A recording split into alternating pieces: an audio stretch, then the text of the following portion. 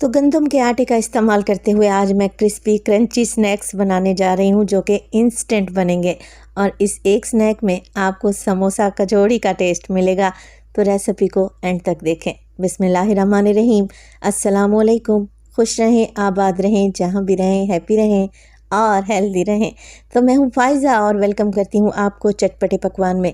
हलवाई स्टाइल समोसा कचौड़ी खाना चाहते हैं ना, तो ये रेसिपी बना लें क्योंकि कम इंग्रेडिएंट में ये टेस्टी स्नैक्स आप फटाफट से बनाकर तैयार कर लेंगे शाम की चाय के लिए या फिर बच्चों के लंच बॉक्स के लिए। तो रेसिपी को एंड तक देखें, अच्छी लगे तो लाइक कर दें और चटपटे पकवान को सब्सक्राइब भी कर लें।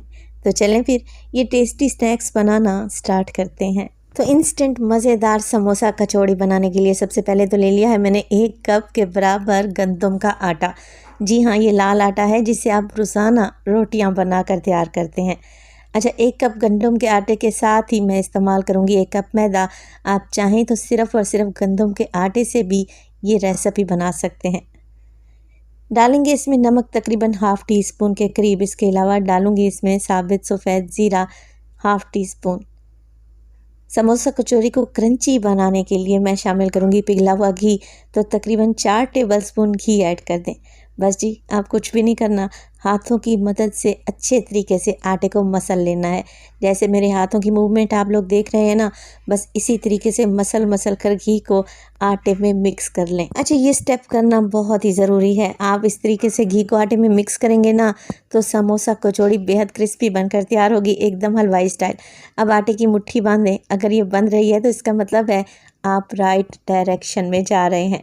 चलें जी, पानी का छींटा लगाते हुए हमने डो को या आटे को गूंद लेना है और आटे को हमने सख्त ही रखना है। तो देखें, थोड़ा थोड़ा पानी ऐड करते हुए मैंने डो गूंद कर तैयार कर ली है। अब ज़्यादा मुक्की लगाने या मेहनत करने की भी कोई ज़रूरत नहीं है। बस आटे को इकट्ठा कर लें, बॉल बना कर रख लें। अब इसकी कंसिस्टेंसी को भी चेक कर लें, ये थोड़ा सा हार्ड ही है। कवर लगाकर 15 मिनट के लिए मैं किचन काउंटर पर इसे छोड़ दूँगी।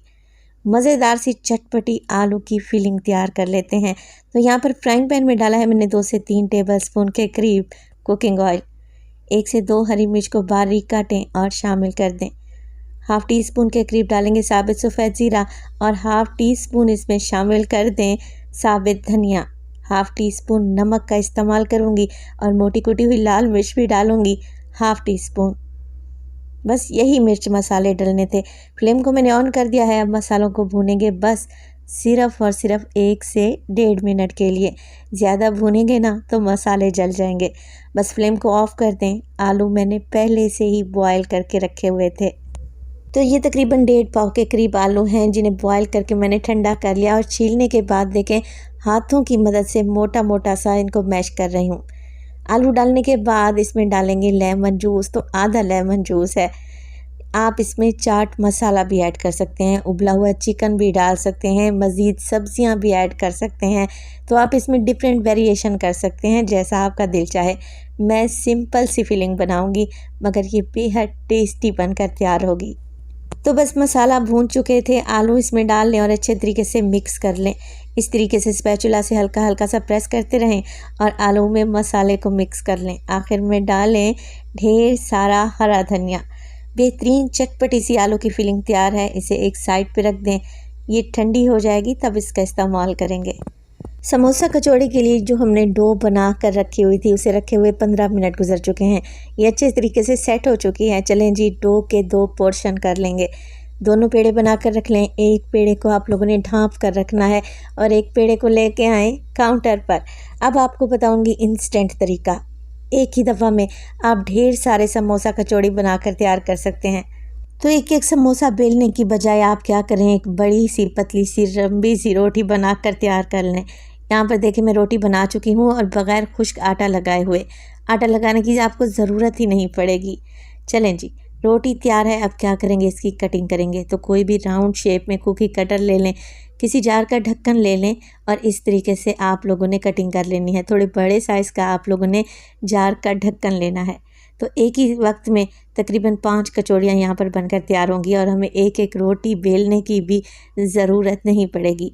अच्छा, एक्स्ट्रा आटा निकाल लें, दोबारा से पेड़ा बनाएं। इंशाल्लाह इसके दोबारा से हम बेल कर रोटी बनाएंगे।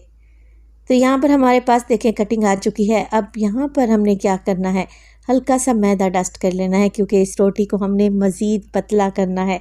जितना आप डो को पतला बेलेंगे ना, समोसा कचौड़ी उतनी ही खस्ता बनकर तैयार होगी।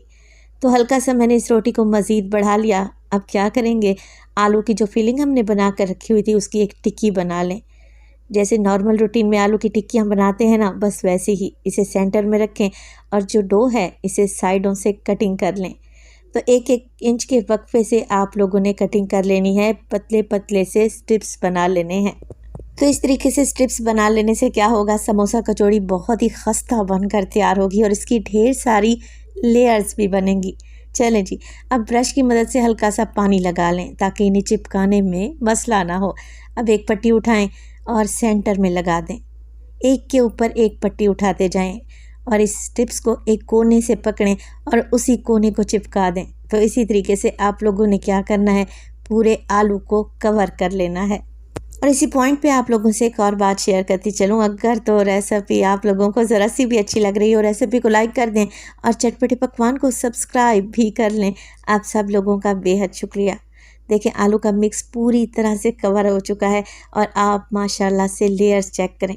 सेंटर में मैंने एक होल बना दिया है, क्यों बनाया है ये आपको बाद में बताऊँगी। अब देखें सारी ही समोसा कचौड़ियाँ मैं ऐसे बनाकर तैयार कर लूँगी और अब इन्हें फ्राई करेंगे मीडियम टू लो फ्लेम पे ऑयल को गर्म करके, क्योंकि जितना लो फ्लेम पे ये समोसा कचौड़ी फ्राई करेंगे ना, ये उतनी ही खस्ता बनकर तैयार होगी। तो यहाँ पर आप ऑयल के बबल्स देखकर अंदाज़ा लगा सकते हैं कि ऑयल को मैंने कितना गर्म किया है। बिल्कुल मीडियम टू लो फ्लेम पे गर्म करें और हल्की आंच पर इन्हें फ्राई करेंगे। देखें 1 से 2 मिनट के लिए तो बिल्कुल भी नहीं छेड़ेंगे, 2 मिनट के बाद इनकी साइड को चेंज करें। पट्टियाँ खुलने लगेंगी मगर स्टफिंग बिल्कुल भी बाहर नहीं आएगी, क्योंकि बहुत ही अच्छी तरीके से समोसा कचौड़ी को मैंने सील किया है। बस इसी तरीके से उलटते पुलटते रहें, अच्छा सा गोल्डन कलर आ जाए और ये क्रिस्पी क्रंची हो जाए तो हमारी समोसा कचौड़ी तैयार है ना, आसान सी रेसिपी। तो इतने कम इंग्रेडिएंट में आप बेहतरीन सा स्नैक घर में बनाकर तैयार कर सकते हैं। टेस्टी भी है, हेल्दी भी है क्योंकि हमने इसमें गेहूं का आटा डाला है, और हाइजीनिक भी है क्योंकि हमने इसे घर में बनाया है। सर्व करेंगे इसे केचप के साथ। अब जो सेंटर में मैंने होल बनाया था ना, उसमें आप केचप फिल कर लें या हरी चटनी भी डाल सकते हैं। तो देखें लग रहे हैं ना टेस्टी और एकदम क्रिस्पी। तो यूनिक सी रेसिपी है, रेसिपी को ज़रूर ट्राई करें और अपना फीडबैक देना हरगिज़ नहीं भूलिएगा। आपके एक प्यारे से कमेंट का मुझे इंतज़ार रहेगा। अपना बहुत सारा ख्याल रखिएगा, फ़ाइज़ा को अपनी दुआओं में याद रखिएगा।